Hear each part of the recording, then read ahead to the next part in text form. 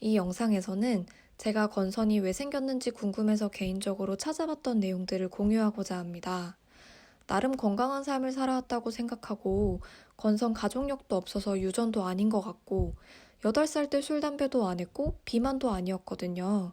그래서 제가 정말 답답해서 찾아봤던 건선 발병 원인들인데 그 중에 저나 현대인과 가장 밀접해 보이는 원인 3가지를 소개해 보려고 합니다. 혹시 여러분들도 영상을 보시다가 나도 이것 때문인가 싶은 게 있다면 충분히 건선을 낳으실 수 있다고 생각합니다. 그럼 시작해 볼게요. 첫 번째는 장누수 증후군이 건선 발병의 원인이 된다는 주장입니다. 장누수 증후군이라는 단어가 생소한 분들도 계실 텐데요. 조금 더 정확하게는 장 투과성 증가라고 표현하기도 합니다. 이 증후군은 이름대로 장에서 누수가 일어난다는 건데 정확히 어디에서 뭐가 샌다는 걸까요? 바로 장의 점막에서 세균이나 독소 혹은 우리가 섭취한 음식의 단백질 분자가 혈관으로 샌다는 겁니다. 원래는 이런 것들이 체내로 흡수되면 안 되거든요. 장에는 점막세포로 이루어진 점막이 있고 이 점막에는 또 융털이 있습니다. 융털은 우리가 먹은 음식물의 영양분을 흡수하는 역할을 합니다. 그런데 이 점막세포 간 결합이 느슨해지면, 그러니까 세포 간 간격이 벌어지면 이 틈을 통해 분자 크기가 큰 물질들이 들어오게 됩니다. 세균이나 독소와 같이 나쁜 것들은 다 분자 크기가 커서 흡수가 안 되어야 하는 게 정상인데 다 흡수되어 버립니다. 점막세포가 말썽을 일으키면 융털도 변형되어서 오히려 흡수해야 할 좋은 영양분들은 흡수를 못하게 됩니다. 유해물질들이 체내에 흡수되면 몸에서는 이걸 이물질로 인식하기 때문에 면역 반응을 일으킵니다. 알러지 반응이나 염증이 일어날 수 있고 장내 세균 불균형도 생길 수 있습니다. 장에 좋은 균은 줄고 나쁜 균은 많아진다는 거죠. 최근에는 장내 세균 불균형이 만성질환의 원인이 된다는 연구 결과가 점점 더 많아지고 있습니다. 장누수가 일어나면 특히 소화기관의 질환이 잘 생길 수 있는데 셀리악병, 크론병, 과민성 대장 증후군이 대표적인 예시입니다. 그런데 방금 말씀드린 이런 질환들은 건선과 동일하게 보조 T세포 1의 과도한 활성화를 보인다고 해요. 건선과 보조 T세포 1의 관계는 이전 영상에서 소개했으니까 궁금하신 분들은 미 링크를 참고해주세요. 장누수 증후군이 건선을 일으킨다는 연구 결과는 아직 없습니다. 다만 건선 환자의 장에서도 세균 불균형이 관측되고 염증성 피부질환이 장누수의 증상으로 언급되기도 합니다. 증상에 대해서 조금 더 얘기해 볼게요. 염증성 피부질환 외에도 몸속 염증, 아까 말씀드렸다시피 장에 염증이 나타날 수도 있지만 다래끼와 같이 몸 어딘가에 염증이 계속 나타나는 것도 증상에 포함됩니다. 음식 알러지, 특히 글루텐이나 유제품에 들어있는 단백질에 반응하는 경우인데요. 이런 것들만 먹으면 화장실을 간다던가 속이 메스껍다면 알러지일 수도 있습니다. 다음은 갑상선 문제. 장누수 증후군이 하시모토 갑상선염과 관련이 있다는 연구 결과가 있는데 특히 갑상선 기능 저하증이 있거나 관련 증상을 겪고 있는 경우입니다.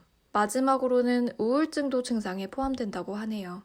사실 장누수 증후군의 증상은 워낙 다양하다고 하니 약은 약사에게, 진료는 의사에게 받으시길 바랍니다. 장누수 증후군을 가진 사람들은 가공식품, 약물 복용, 과민 반응을 일으키는 음식이나 술을 줄여야 한다는 글들을 인터넷에서 쉽게 볼 수 있습니다. 왜냐하면 장의 점막을 느슨하게 만드는 원인이 다 얘네들이거든요. 먼저 섬유질은 적게 먹고 당과 포화지방은 많이 섭취하는 서구식 식단이 장누수의 원인이 될 수 있다고 합니다. 또 항생제나 소염제, 진통제, 스테로이드를 자주 혹은 오래 복용하는 것도 원인이 됩니다. 만성 편두통이나 생리통으로 진통제를 자주 먹어온 것도 어쩌면 영향을 줄 수 있겠네요. 중금속이나 방부제와 같은 독성 물질의 섭취, 뻔하지만 과음과 스트레스도 원인 중 하나입니다. 물론 유전일 수도 있어요. 모든 질병이 다 그렇잖아요. 이러한 원인들이 무조건 장의 누수를 가져온다는 건 아닙니다. 하지만 이런 요소들이 제 건선의 원인이 되었을 수도 있다는 생각을 하니까 먹는 걸 조심하게 되더라고요. 장의 누수가 건선과 직접적인 연관이 있든 없든 자연식품 중심의 식단은 부작용이 없으니까요. 장누수 증후군은 비교적 최근에 관심을 받고 있는 질환이라 의학계에서도 의견이 갈리는 주제라고 합니다. 따라서 장누수가 건선의 원인이 될 수 있다는 주장은 일부의 의견임을 말씀드리고 싶습니다. 두 번째는 환경호르몬이 건선 발병의 원인이 된다는 내용입니다. 환경호르몬은 생물체에서 생성되거나 분비되는 물질이 아닌데 생물체에 흡수되어 호르몬과 같은 작용을 하는 걸 뜻하는데요. 최근에 환경호르몬 중 하나인 다이옥신이 건선을 일으킬 수 있다는 연구 결과가 나왔습니다. 다이옥신은 인류가 만든 환경호르몬 중 최악의 독성 물질로 꼽힙니다. 청산가리보다 만 배나 강한 독성을 지니고 있고 세계보건기구에서는 다이옥신을 1급 발암 물질로 분류하고 있습니다. 연구에 따르면 몸에 들어온 다이옥신은 아릴타나수소 수용체의 활성화와 자가포식의 상호작용을 일으키고 이 작용은 피부에 만성적인 염증 반응을 유도하여 건선을 유발합니다. 아릴타나수소 수용체는 이름이 좀 어렵긴 한데 백혈병이나 암 환자들한테서도 나타나는 인자로 우리 몸의 정상적인 면역 반응을 방해한다고 합니다. 그래서 이 수용체를 저해하는 방식의 항암제가 요즘 제약사들이 관심을 두고 있는 부분입니다. 자가포식은 세포 내에 불필요한 단백질을 스스로 분해하는 현상으로 질환 발병에도 영향을 미친다고 하네요. 다이옥신은 건선뿐만 아니라 암, 선천기형, 간 기능 장애도 일으킬 수 있는데요. 주로 쓰레기를 태울 때 발생하는 물질이고 자동차 배기가스에서도 나오고 제즈나 펄프 산업의 공정 과정, 담배 연기에서도 발생합니다. 그런데 다이옥신이 체내로 들어오는 원인 중에 95% 이상이 음식물 섭취 때문이고 나머지가 호흡기를 통해 들어옵니다. 왜냐하면 우리가 다이옥신이 든 음식을 먹고 있기 때문이에요. 육류, 어패류, 유제품이 여기에 해당합니다. 폐기물을 태우거나 자동차 배기가스에서 생성된 다이옥신은 대기를 오염시킵니다. 그러면 이게 농작물이나 토양으로 흡수되고 바다나 강으로 흘러들어갑니다. 다이옥신은 지방에 잘 녹는 성질이 있기 때문에 오염된 땅이나 물에서 큰 가축, 물고기의 지방 조직에 다이옥신이 축적하게 됩니다. 자연스럽게 우유나 계란에도 들어가죠. 그리고 우리는 이런 육류, 어패류, 유제품의 최종 소비자로서 다이옥신을 아무도 모르게 자연스럽게 섭취하게 됩니다.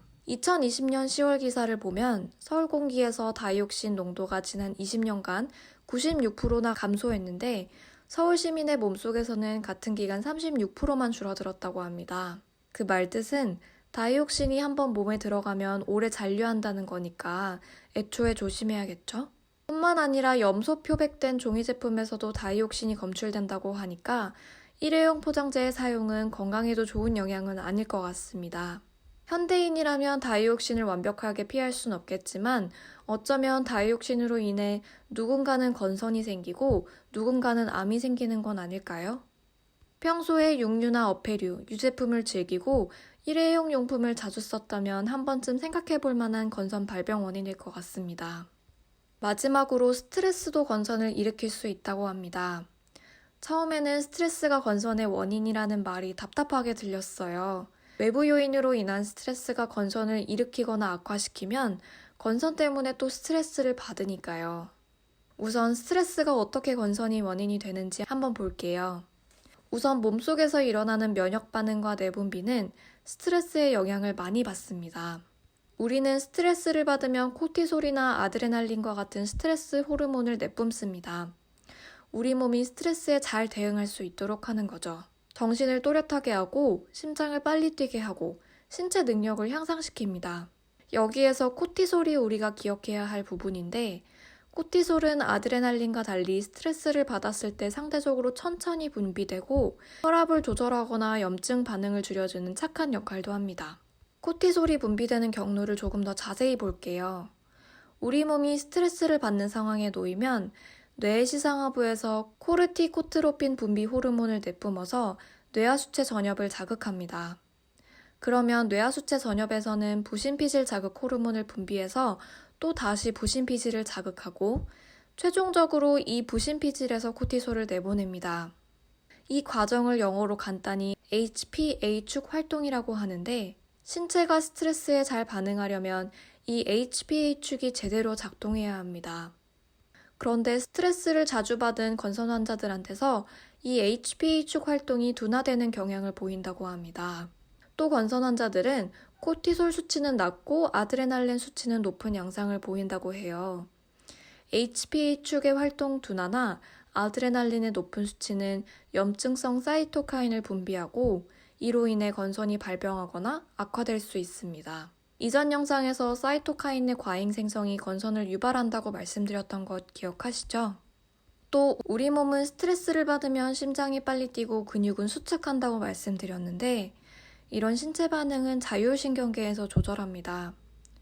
자율신경계는 우리의 의지와 관계없이 조절되는 것으로 교감신경과 비교감신경으로 이루어집니다. 교감신경은 흥분작용을 주관해서 심장박동수가 빨라지고 혈관은 수축하고 동공이 확대되죠. 부교감신경은 반대로 작용해서 몸에 휴식작용을 주관합니다. 둘은 시소처럼 한쪽이 높으면 반대쪽이 낮아지는 관계에 있어요. 스트레스는 교감신경을 자극하고 교감신경은 또다시 과립구라는 백혈구의 한 종류를 활성화시킵니다. 만성 스트레스는 교감신경이 평상시에도 부교감신경보다 더 높아지게 하고 지속적으로 활성화된 과립구는 공격할 세포가 없는데도 계속 많아지니까 멀쩡한 세포를 공격하게 됩니다. 자가면역 질환의 발병 위험이 높아지는 거죠. 혹시 본인의 건선이 극심한 스트레스를 받은 후에 생겼다거나 평소에 스트레스를 많이 받고 있다면 이게 건선을 악화시키는 요인일 수도 있다는 생각을 가지고 스트레스 해소에 집중해보면 어떨까 싶습니다. 스트레스 호르몬을 조절하는 운동을 주기적으로 하거나 비교감 신경을 자극하는 요가, 반신욕, 충분한 휴식이 필요할 것 같아요. 그리고 지금까지의 얘기로 봤을 때 건선이 있다고 이걸로 매일 스트레스를 받으면 오히려 상태를 더 악화시킬 수도 있으니까요. 마음을 조금 편안하게 가지고 자신이 좋아하는 일에 집중하는 게 오히려 우리의 피부에는 더 좋을 수도 있다는 생각이 듭니다. 이번 영상에서는 제가 개인적으로 생각하는 건선의 원인에 대해서 말씀드렸습니다. 나에게 건선이 왜 생겼는지 답답하신 분들께 도움이 되었길 바라면서 이번 영상도 끝까지 시청해주셔서 감사합니다.